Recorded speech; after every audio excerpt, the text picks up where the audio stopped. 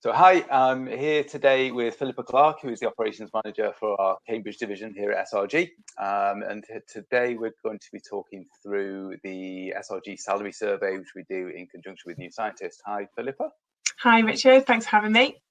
You're very welcome. So you've been doing a couple of different webinars recently regarding the seminar, introducing this to OBN, to One Nucleus and various different parties. What's the background to it? Why do we do this survey, and what's your sort of your overall thoughts of the survey so far? It's something that we've done every year with New Scientists, and the whole purpose of it is to go out to the STEM market, speak to the STEM population, and just find out about their experiences with salaries, training, flexibility, job satisfaction. We then take all that information and then we can share it with our customers and candidates to make them aware of any emerging trends. Great. And how's the feedback been so far in terms of presenting it to those different people that I mentioned? Yeah, it's been really good. It's been really enjoyable being able to do the webinars, engage with our customers, and we've had loads of questions from the panel, and generally people have found it really, really useful. And they've given us feedback that we can sort of add in for, sort of future surveys. Fantastic. I love the salary survey. I love the way that we do it. It's great to be in partnership with New Scientists, as I said before, and trying to get information out there beyond just, your normal stuff. So trying to, talk about some of the trends that are going on in industry and those kind of things, I think is really valuable. And a lot of my customers certainly have really engaged with it whenever we've been talking. So in terms of sort of the highlights from it, what were the sort of the main themes of this year's report? So the main themes that have come from this report is that STEM salaries did drop when we compared them year on year, but by many other measures the sort of STEM jobs are blossoming. Another really positive finding is that generally people that come into STEM have very sort of long careers. We found that only half of our 65-year-olds or above had actually retired, and the rest of them are still working in STEM. And we also saw that the metrics of job satisfaction in STEM have increased. Mm-hmm. And I think most encouraging is that of our students that we surveyed, 88% of them are planning to enter STEM, which is really exciting. Yep. And something for employees to think about in terms of attracting that new talent. Fantastic. So good that we're keeping that pipeline of talent coming into the industry. But I suppose the salaries having dropped year on year, because I know last year I think they grew quite significantly. Yeah. This year that they've dropped, with the exception of a couple of areas in London and the southeast. Any background to that? Why do you think that's sort of the salaries have dropped this year compared to last? I know it was, or say last year compared to the year before, because we're now in 2020 and we sort of surveyed end of the year. But I know Brexit was an issue and those kind of things. What sort of is your anticipation of what was going on with salaries last year? Yeah, it's a difficult one because there has been an overall drop, and certainly from speaking to customers and just working in the market, a lot of the reasons were cited, kind of uncertainty around Brexit, uncertainty in terms of investment and funding, and sort of just general market depression. However, obviously the government have said they're going to be heavily investing in research funding. I know they've quoted 18 billion by 2025. So we are hopeful that this could be a short-lived trend. Mm-hmm. But I would say they're kind of the general reasons that have been given so far. Okay. So this survey is not just about salaries as in out and out numbers. We tend to ask questions around, employee satisfaction and those kind of things as well. So within there, what were the sort of the main themes about, job satisfaction for people and engagement in the industry? We talked about new talent coming in. How engaged are the existing workforce in their organisations at the moment? Yeah, so a big part of the survey was job satisfaction. We know that STEM has long careers, but we wanted to understand, what motivates people, what makes them stay. So 70% of our respondents said they were satisfied in their role, which is fantastic. And men and women had a similar level of job satisfaction. Reasons people stated that they weren't dissatisfied were things such as lack of autonomy, lack of interest in work and money. One of the really interesting things things we found is there's a definite variation of job satisfaction with the size of the company. So your smaller organisations and your startups had the highest level of employee satisfaction. This drops slightly when you look at your medium-sized companies, and then grows again with your larger companies. So I thought that was a really interesting trend. Okay. And makes sense to a degree when you look at it in that kind of a way. It's not something necessarily I would have thought of beforehand, but and you can see how, you know, a new organization or a smaller organization, they can get their arms around their employees, they might have a larger voice. You know, a lot of these companies, particularly in the biotech world, they're going through big growth and lots of excitement around them. And then also from a larger company perspective, you've got, you know, big companies with probably sort of established models from, you know, benefits and those kind of things. And maybe that middle company loses sight of some part, you know, of both sides of that to a certain extent. Any recommendations or any sort of thoughts as to what those kind of organizations could do to, you know, to improve their sort of their ability to retain staff or you know, improve their employer branding within that? Yeah, I think definitely that mid-range, that's where we saw the lowest levels of satisfaction. I mean, my suggestions would be a lot of those companies are naturally going to be going through growth or change. So I think, you know, given some of the reasons that people cite in terms of lack of interest in work and autonomy, I think it's about communicating those changes with your employees and looking at allocation of projects. And if you are going through changes, you know, are there any extra responsibilities you can give your employees? So I think it's about that communication and being really open about the changes and just making sure you're able to manage that change management effectively.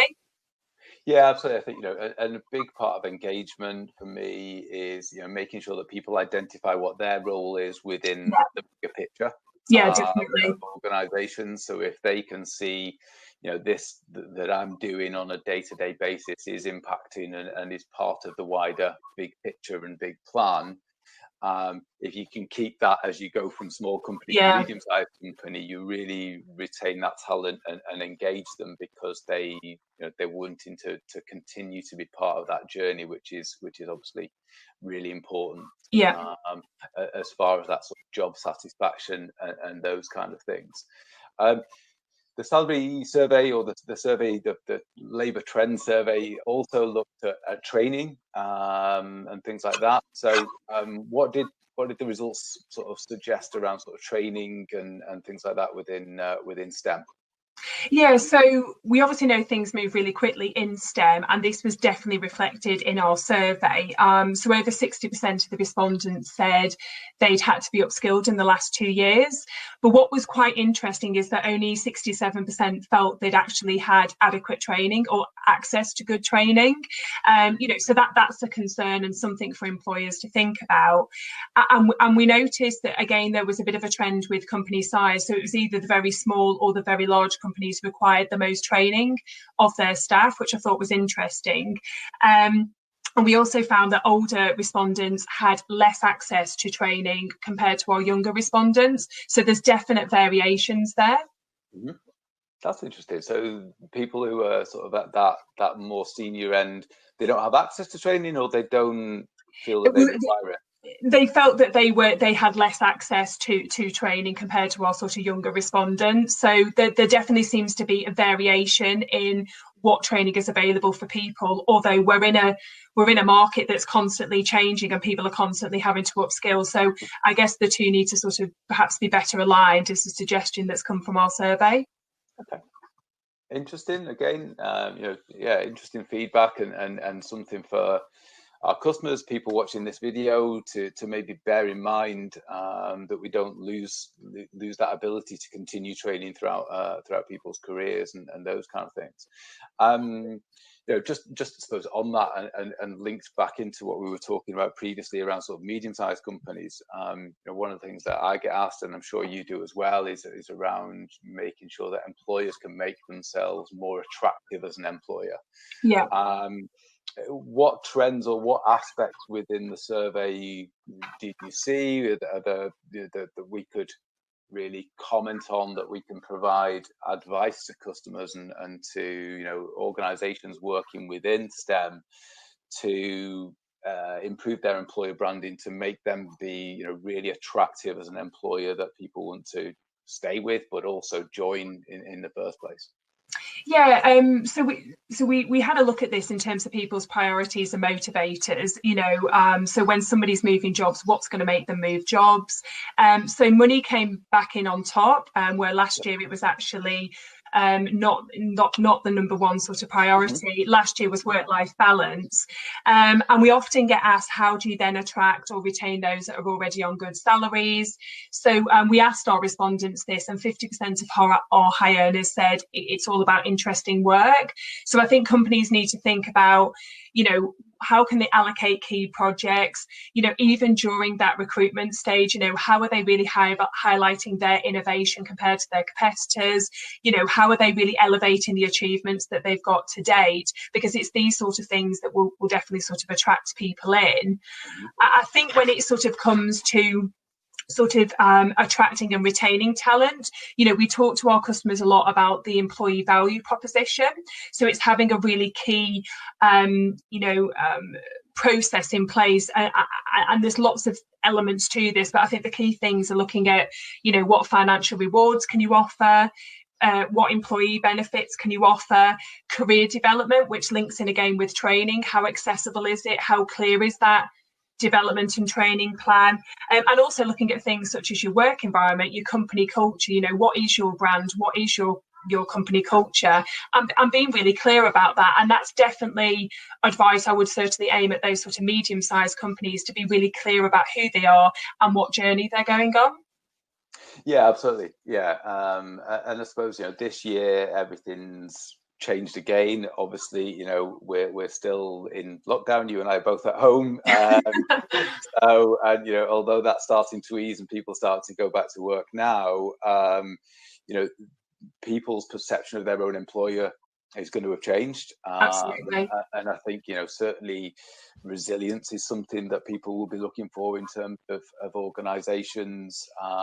But also their social impact. How are they looking after their employees through COVID? Have they got a higher sort of purpose within some of the testing potentially, or within vaccine development and those kind of things as well, that is really demonstrating that they are an organization that cares about their employees and about the wider community as well, and that they're a resilient organization that look after their employees through periods of crisis such as the pandemic that we're in at the moment. I think those are going to be other aspects to bear in mind, which does link in with your branding, perspective as well, is getting that message out, because it's great to be doing some of those things, but actually you also need to be talking about it and communicating about it as well, to position yourself as an employer of choice. Yeah, absolutely. And I think it's also learning from this experience. It's been a tough experience, but what have we learned as businesses? Are there any things that we could do differently, as a result of this, i.e. working from home, flexibility, but also making sure, how do we keep driving that innovation? How do we keep sharing those ideas? So I think there's lots that companies can learn from this, both for their business, but also how they work with their employees. Yeah, no, absolutely. Great points. And thinking about that sort of social part of it, every year we've been doing this survey, and every year I'm still surprised by it, because there is still a gender pay gap. And my experience of certainly working with recruits or recruiting talent into organizations is there's no gender bias in terms of offering a salary, certainly at the low end of people joining an organization, to be saying, well, that male's going to get £25,000 and the female's going to get £22,000. Don't see any of that at all. But yet every year we still see a gender pay gap, and this year it's closed slightly. It stands at 20% now in the UK. Obviously there's still a lot of work to go, but that has reduced by 2%. So it is a step in the right direction, but I still think there's a lot of work to be done in that area, and we are seeing some great examples. I know in Portugal and France they've introduced a lot of legislation where companies of certain sizes have to produce annual reports and demonstrate any gaps and what they're doing to close those gaps. But I still think obviously there's a lot that needs to be done, sort of both long term and short term. And are there any practical steps that you can sort of think of that organisations can take to do that here in the UK, abroad? Yeah, I mean, there's lots of different things that people could do, and I think it's about a sort of a collection of different things that small steps that can hopefully have an impact. Things that when we get asked this question by our clients, things I would recommend is including, for example, multiple women on your recruitment shortlist. Make sure you've got a good good reflection in your shortlist. Using skill-based assessments and really structured interviews. I think when you're recruiting, so everybody's going through sort of the same process. I always say to clients, try to encourage salary negotiations by having a salary range. Don't be afraid to put a salary range when you are advertising jobs, because hopefully that will encourage negotiations. I think you need to be really transparent with your promotions, your pay and your reward processes, so that it's accessible and it's clear for everyone. Another idea that I heard recently is that some companies have brought in diversity managers into the business, and what these people are tasked with doing is monitoring processes. Obviously, they need to be of a certain level that they can access certain data and implement change, but it's great to have these people operating within businesses to keep a close eye. Another suggestion that I always ask is to try and encourage sort of shared parental leave. That can really help address some of the gap. And another favourite of mine is really celebrating and encouraging returning re-employ returning employees. So perhaps somebody that's gone off for a period of time, and then re-employing them and sort of celebrating that success. So they would be my sort of initial suggestions. Some great ideas. Fantastic, particularly like the diversity side. I think some of our customers in the US, have real strong diversity champions within there. There is absolutely loads more that can be done, not just on a gender, but on a wider basis around diversity as well. I think that's really important that organisations do step up to the plate within some parts of that. Put some real practical steps in place to put that on track. I think just to add to that point as well, I think businesses need to sort of set themselves an objective, but sort of break it down into sort of milestones that are sort of smart and achievable, and then sort of celebrate, achieving each of those milestones. And I think it's just about sort of talking about it more openly and practically. And hopefully, if we do more of that, that can hopefully address this gap that we still have. Perfect. Well, running out of time, but really appreciate you taking the time to speak to me today. Is there any sort of final key findings or highlights or something that you'd talk about within the survey, or any recommendations that people can watch you on your webinars? I don't know when your next one's booked, but I mean, obviously the webinars are always fun to do. We love sharing trends.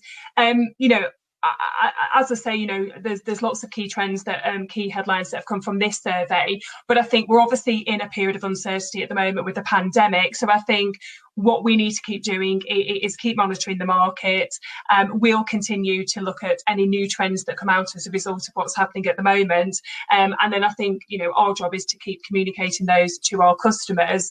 But I would say, generally, if anything, because of the current climate, STEM has very much been put into the spotlight. And I think, it's really positive that people want to come into STEM. People have long careers. So I think, overall, it's a very positive picture, and hopefully this stagnation in salaries won't last too much longer. But I think generally, it's still a great sector to work in. And that's been very clear from the response we've had from our survey.